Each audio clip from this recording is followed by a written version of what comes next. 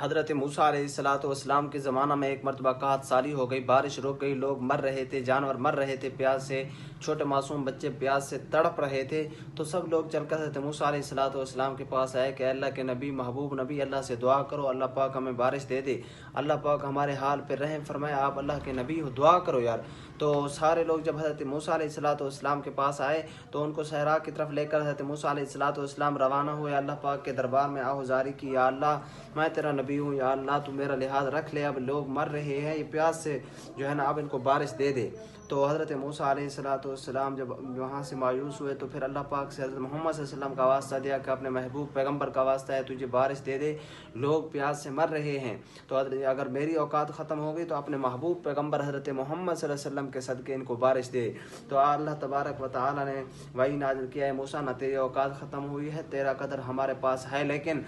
تیرے ان بندوں میں سے جو تیرے ساتھ 70,000 بندے ہیں، ان میں سے ایک بندہ ایسا گناہ گار ہے جن 40 سال ہو گئے جس نے ہمیں سجدہ نہیں کیا، جو ہمارا منکر ہے، جو ہماری عبادت نہیں کرتا، میں اس سے ناراض ہوں، اس کو یہاں سے نکالو، پھر آپ کو جو ہے نا بارش عطا ہوگی۔ حضرت موسیٰ علیہ السلام حیران ہوئے کہ اب ان میں سے کس کو میں کہوں، کون؟ حضرت موسیٰ علیہ السلام نے اعلان کر دیا تو پھر بہرحال وہ جو گناہ گار ہے وہ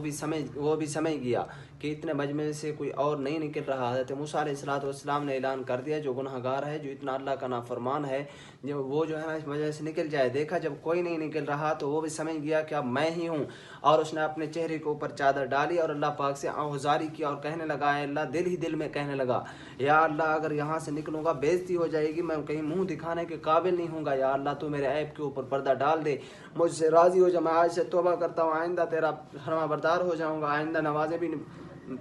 نہیں چھوڑوں گا، یا اللہ میں بس آج مجھے چھوڑ دے، آج مجھے ننگا نہ کر، آج مجھے جو ہے نا آج جو ہے نا میری بےعزتی نہ کر، آج میرے راز فاش نہ کر۔ تو اللہ پاک اس کی ابھی وہ باتیں کر رہا تھا، سفید بادل آ گئے اور بارش برسنا شروع ہو گئی، تیز بارش۔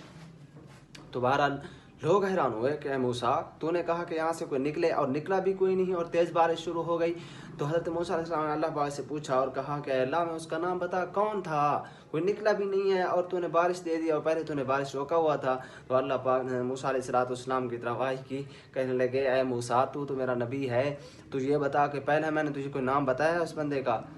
جب جو ہے نا میں اس سے ناراض تھا، میں نے اس کا نام آپ کو نہیں بتایا، اب تو میرا وہ فرما بردار بن چکا ہے، اب تو میں اس سے راضی ہو چکا ہوں، اب میں اس کا نام کیسے بتا سکتا ہوں؟ تو اللہ پاک بڑے قدردان ہیں، اللہ پاک بہت جلد، کتنی جلدی توبہ کو قبول کر لیتے ہیں، لیکن اخلاص شرط ہے، سچے دل سے توبہ شرط ہے، توبہ کی بھی شرائطیں ہیں کچھ، یہ بھی ہے کہ آئندہ نہ کرنے، توبہ گناہ نہ کرنے کا بھی انسان عزم کرے، ہمیشہ کے لیے اس گناہ کو چھوڑنے کا بھی عزم کرے، اور یہ ہے کہ اس گناہ کے اوپر شرمندہ بھی ہو، پھر اللہ پاک توبہ کو قبول فرما لیتے ہیں۔